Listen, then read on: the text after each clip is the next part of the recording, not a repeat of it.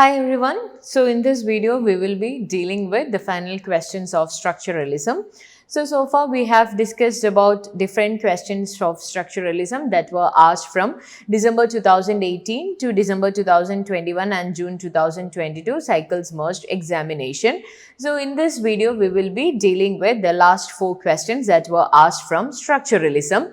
So while we were dealing with structuralism, I have mentioned that while you study structuralism, understand what structuralism means or what are the basic assumptions or ideologies of structuralism, who are the major theorists who comes under structuralism, what are the major works and what are the major concepts that they propose in their works. So if you study it in that order, most of the questions are really answerable in literary theory and also from structuralism. So the most important writers that you could find in structuralism are BAKHTIN. Then we have ROLAND who brings a transition from structuralism to post-structuralism. Anyway, now let's look at the remaining questions from structuralism.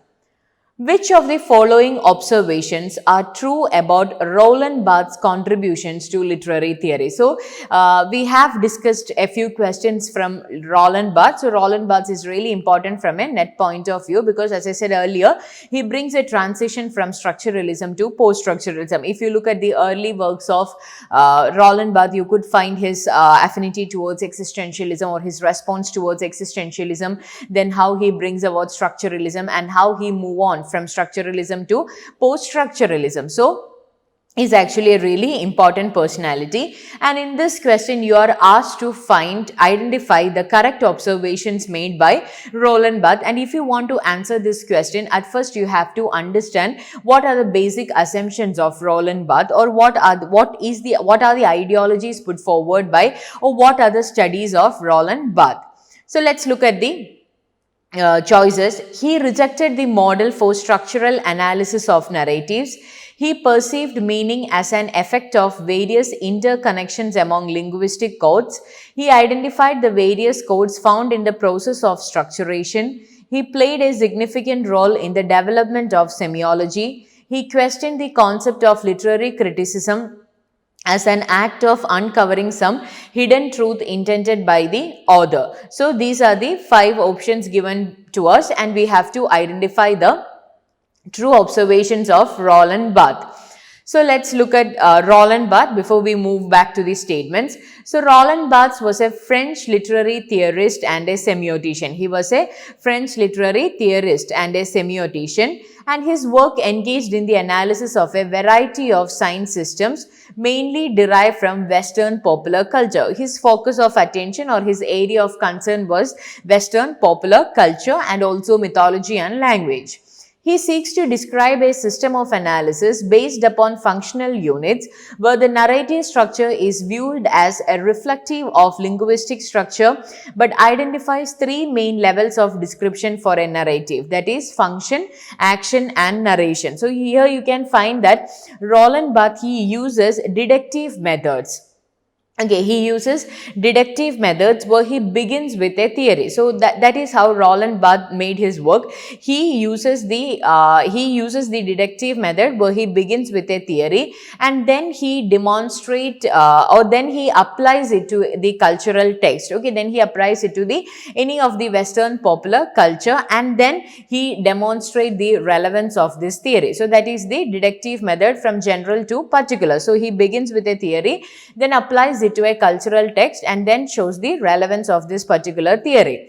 And here you can find that this methodology, it is broken down into this hierarchical classification that describe a large framework. Okay, so that is what he does again, from a larger framework where these levels interact, and it is these interactions that creates the meaning. Okay, that is from these interactions where the meaning is derived, that is meaning is derived from various levels and units. So objects, according to Roland Barthes, objects were organized into meaningful relationships through narratives. And how are they expressed? They are expressed through collective cultural works. They are expressed through cultural collective works. Now let's look at the statements given. He rejected the model of structural analysis of narratives. He rejected the model of structural analysis of narratives. That is an incorrect statement, because we know that Roland Barthes, he has even written an essay titled as Introduction to Structural Analysis of Narrative. Okay, he has written an essay titled Introduction to the Structural Analysis of Narrative, and here in this particular essay it actually speaks about, or we can say it is concerned with the examining the correspondence between the structure of a sentence, and that of a larger narrative, the structure of a sentence and that of a larger narrative. So you can find that this sort of relationship or this sort of correspondence allows narrative to be viewed along linguistic lines. So he rejected the model of structural analysis of narratives is an incorrect statement. He perceived meaning as an effect of various interconnections among linguistic codes. He perceived meaning as an effect of various interconnections among linguistic codes. That is actually a correct statement, because we know that according to Roland Barthes, he points at a great proliferation of meaning in language, and also the unknowable state of the author's mind make any ultimate conclusion impossible. So according to him, meaning is the result of various interconnections that happens within the text, various interconnections that happens within this text. So the concept of a ultimate meaning or the knowable text, all these acts as a delusion. Okay, it is not something that exists, or it is not a reality. It is a delusion of the Western bourgeois culture. He identified the various codes found in the process of structure. Yes, he describes about the 5 codes like hermeneutic code, proertic code, semantic code, cultural code, etc. He identifies the various codes found in the process of structuration. He played a significant role in the development of semiology. He played a significant role in the development of semiology. He questioned the concept of literary criticism as an act of uncovering some hidden truth intended by the author. Okay, so D is right and E is correct. So here if you look at the questions, you can find that apart from A, B, C, D and E are correct. So B, C, D and E comes as option C. So the correct answer is option C. So there is another question from Roland Barthes. So we have already discussed about Roland Barthes previously in many questions. So here let's look at the question. According to Roland Barthes, which of the following codes are common to all narratives? According to Roland Barthes, which of the following codes are common to all narratives? So the options are synthetic code, proertic code, semantic code, hermeneutic code and symbolic code. Synthetic code, proertic code, semantic code, hermeneutic code and symbolic code. So here it's actually S/Z. Okay, S/Z, that was an essay published by Roland Barthes in 1970. It actually brings a structural analysis of what he calls as Saracen. That is the short story of Honor de Balzac. So here in this particular, as an example, what he does is that he methodically moves through the text of this story, and there he denotes where and how different codes of meaning function. Okay, where and how the different codes of meaning function. And his study, it made a major impact of literary criticism, and it is also, we can say that it actually had a great contribution towards both structuralism and post-structural criticism. So here, you have to identify the 5 codes. So let's look at these 5 codes. So according to Roland Barthes, there are 5 codes of semantics, as I said earlier, which he clearly mentions in his particular work S/Z. So that is, to interpret a text is not to give it a meaning, but on the contrary, to appreciate what plural constitutes. Okay, I hope it's clear. To interpret a text is not to give it a meaning, but to appreciate what plural constitutes. So if you have to interpret a text, that does not mean you are giving it the meaning, but the thing is that you are actually acknowledging the fact that there are many meanings to that particular text. His theory of the 5 codes is a way of grouping signifiers according to the role they play in the text. So his theory of the 5 codes is the way in which he groups the signifiers according to the role they play in the text. So he identifies 5 different kinds of semiotic elements that are common to all the text. That is hermeneutic, proaeretic, semantic, symbolic and cultural. Hermeneutic, proaeretic, semantic, symbolic and cultural. So hermeneutic code, it refers to any elements of the story that is not fully explained. Okay, any elements of a story that is not fully explained. Therefore, it is always a mystery to the reader. For example, while we read a particular story and when the particular element is stopped in between, we will naturally have this curiosity. So any element that is not fully explained in order to become a mystery to the reader, that is what is called as hermeneutic code. So here the purpose of the author is to keep the audience guessing. So when the audience is curious, what will happen? He or she will keep on guessing the thing. So that is what the author wants. He wants to keep the audience guessing until the final scene, where all scenes are revealed and the author would get a satisfaction whether his or her expectations has met. So that is what is called as this hermeneutic code. So it's actually an enigma that moves the narrative forward. It's an enigma that moves the narrative forward. It sets up the delays and obstacles that maintain the suspense. Okay, so that is hermeneutic code. Then what is proaeretic code? Proaeretic code is more similar to hermeneutic code. It actually refers to any other action or event that indicates something else is going to happen. Okay, for example, in a movie or a novel, a situation comes and something happens in that situation which indicates something that is going to happen in the future, something that is going to happen towards the end, and so the reader will keep on guessing what will happen next. Okay, so here you can find that both hermeneutic code and proaeretic code, it works together. It works together to create the tension and the suspense from the reader. So you can say that proaeretic code, it actually organizes small behaviors. It organizes the intertwined sequences of behaviors. And you can find the third one as semantic code. So we discussed hermeneutic code, proaeretic code, and the third one is semantic code. So semantic code is actually, this code refers to the connotation within the story that gives additional meaning over the basic. So we know that there are two types of meaning: connotative meaning and denotative meaning. Denotative meaning is the literary meaning, while connotative meaning is the embedded meaning. So here the semantic code refers to the connotation within the story that gives additional meaning over the basic denotative meaning of the word. So authors, if they are extremely talented, they can print rich images or rich pictures with relatively limited text. So it's actually, we can say that it designates a special kind of signifiers. It can be a person, it can be an object, it can be a place, and for this particular signifier, this particular signifier would be showered with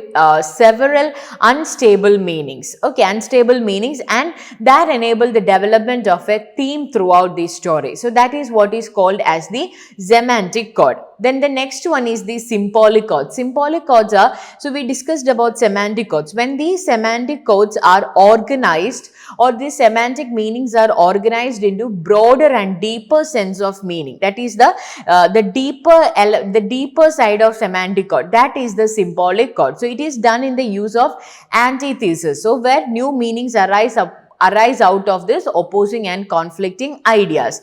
So when we speak about this symbolic code, we can say that the meanings are constitutive, or they are stemming from the fields of rhetoric or economy, but they cannot be represented in the text except in metonymies. Okay, so that is the symbolic code. Then we have the cultural code. So cultural code is any code that is founded on some sort of canonical works which cannot be challenged, like religion or like science. It refers to meanings eternal to the text. Even without that movie or without that novel, the meanings, that particular code has got meanings outside the text. Okay, like in science or wisdom. So that is called as the cultural code. So these are the 5 codes which are common to all texts: hermeneutic code, proaeretic, semantic, symbolic and cultural. So here according to ROLAND, which of the following codes are common to all? So we have the options A and B only, B and C only, C and D only, and then we have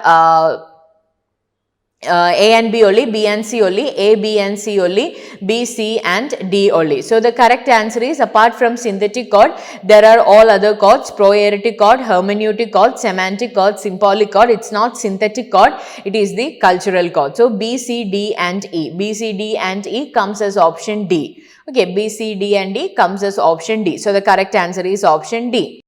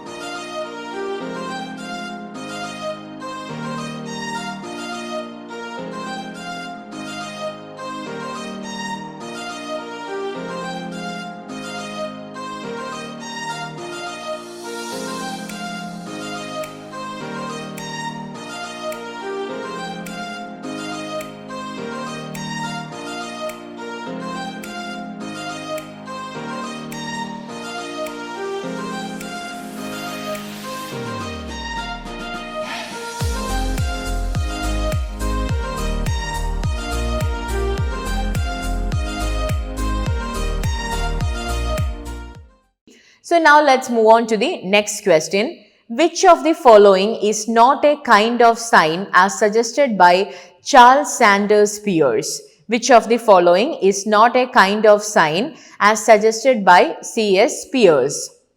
Okay, so the options are icon, index, symbol and visual. In order to correctly understand the signs, the different kinds of signs according to C.S. Peirce, let's look at these. Look at this picture. So here, according to C.S. Peirce, sign can be divided into three: icon, index and symbol. Any of this can be a sign. So here, according to him, on the basis of the relationship between the signifier and the signified. So we know what a signifier is. Signifier is the voice or the voice, and while the signified is the mental image or the concept. So the signifier, and on the basis of the relationship between the signifier and the signified, signs can be categorized into three. The first one is icon. So here you can see the photograph of a cycle. Okay, so here you can find that this particular photograph of a bicycle has a physical resemblance to the cycle. Okay, physical resemblance to the signified. For example, if you want to show me to someone, then you would take a photograph of me, and that photograph of me would be physically, that would have a physical resemblance to this physical body. So that is what is called as icon. Okay, that is the signifier and the signified will be having a physical similarity with each other. So it works on similarity. Okay, that is what is called as an icon. Then we have an index. So index, it shows evidence of what is being represented. Index, it shows what is being represented. That is that the relationship between the signifier and the signified is of a cause and effect relationship. For example, an accident prone area, it would be showing a symbol, or it would be showing a photo of a skull, or it would be showing a photo of blood or something. So here the blood or the skull, these are all effects of that accident. Okay, so similarly the lightning, current, all these are effects. So the relationship between the signifier and the signified is what can we say? If the relationship between them is cause and effect relationship, then we call it as the index. Then the third one is simple. So in simple, relation is arbitrary.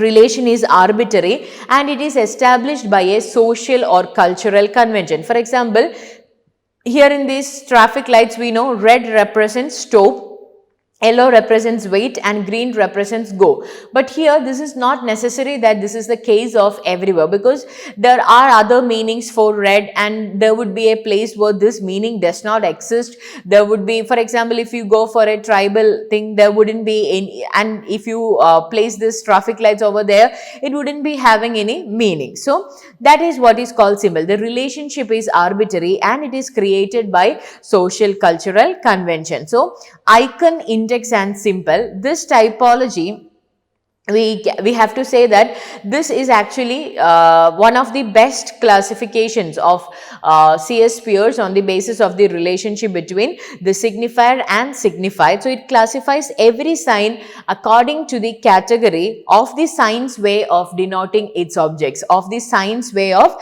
denoting the object. So here we know the icon is also called as semblance or likeness. It actually denote the object by a quality of its own. It denotes the object by its own quality. Then we have the index, which has got a factual connection to its object, and the symbol, which happens to be that by a habit or a rule of its interpreter. So that is icon, index and symbol. So which of the following is not a kind of sign as suggested by C.S. Peirce? So the correct answer is option D, visual. So visual is not one among them in icon, index and symbol. So the correct answer is option D. So now let's look at the next question. Which of the following are applicable to the term carnival? So with carnival, we know that this is actually a question from BAKHTIN. So let's look at the statements. It became important through the work of the Russian theorist Mikhail Bakhtin. It means the way in which popular humor subverts authorial authority in a classical, medieval, Renaissance text and culture. It overturns the established hierarchy and sets up a popular and democratic counterculture. It brings out the serious elements in literature. It is used as a critical tool for interpretation of poetry. So here you have to choose the correct answer from the options given below. So let's look about carnival or carnivales. So Carnivalesque, it's actually originated as carnival in Mikhail Bakhtin's Problems of Dostoevsky's Poetics, and it was further developed by him in Rabelais and his World.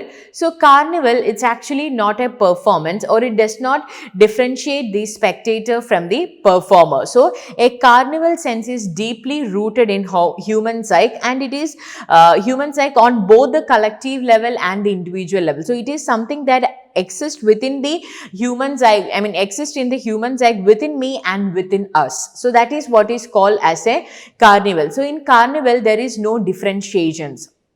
There is no differentiations. All people who take part in the carnival live it. Okay, if you just get into a carnival, you are enjoying it, you are living the movement, but it is not an extension of the real world. It is something that is different from the real world or real life. The world standing on its head, or the world upside down. Okay, so that is what is called as carnival. So it is a celebration of freedom, because there wouldn't be any distinctions. It's actually a celebration of freedom, equality and abundance. A celebration of freedom, equality and abundance. So that is what is called as carnival. And similarly, when we speak about carnivalesque, it is actually a literary mode that subverts and liberates the assumptions of the dominant style.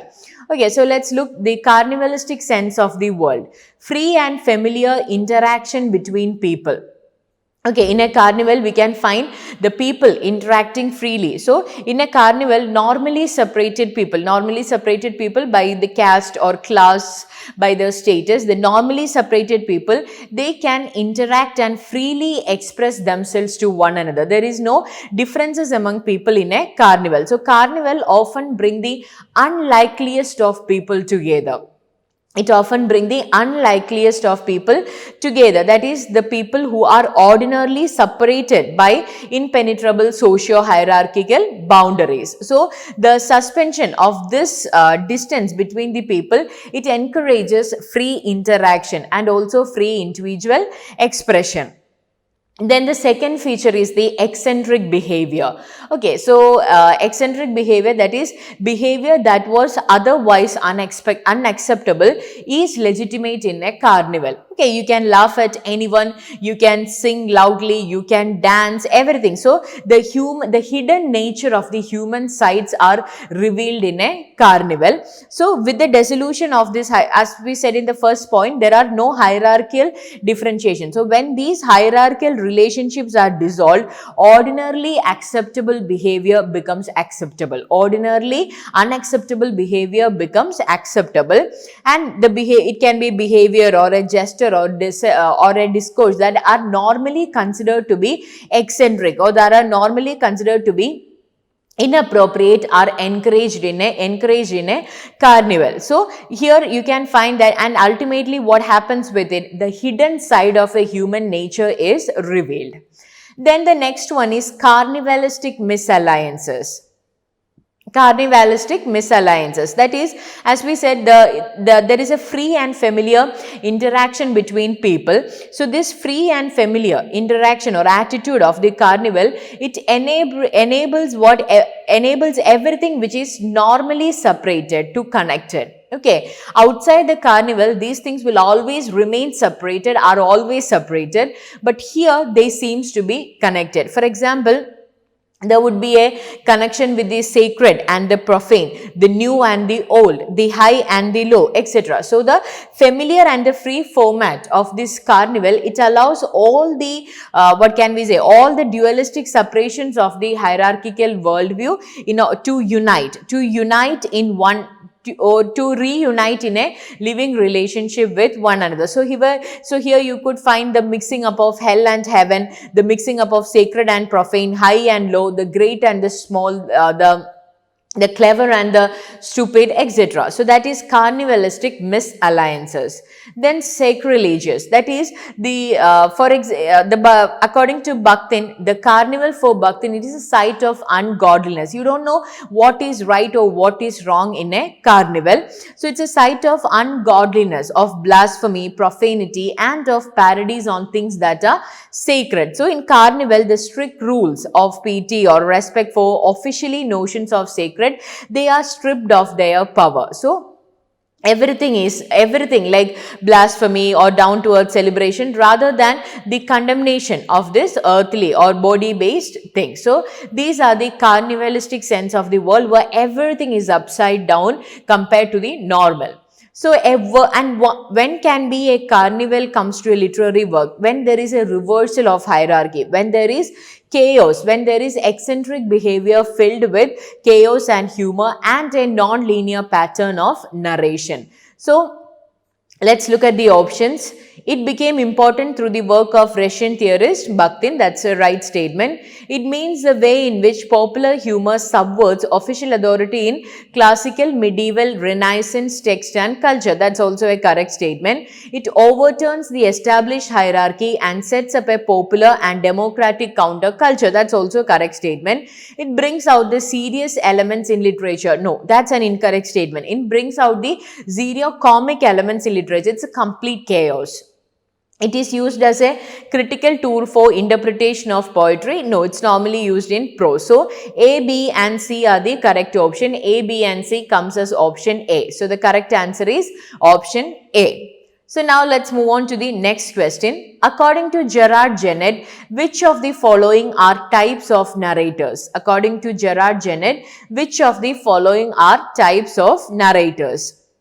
Extradiegetic, heterodiegetic, intradiegetic, homodiegetic and interdiegetic. So here let's look. According to GERARD, GENETTE, a narrator be of any type. The first one is homodiegetic. Homodiegetic is narrator is also one of the characters in the story narrated by him or her. Okay, in a particular novel, the narrator is a character, one of the character, and he or she narrates the story. That is homodiegetic. Heterodiegetic narrator is a narrator who stands outside the text. Okay, it's a narrator who stands outside the text. He does not participate in the story. Intradiegetic narrator is when the characters becomes narrators. Okay, when the characters becomes narrators. And extradiegetic narrator who is above the story.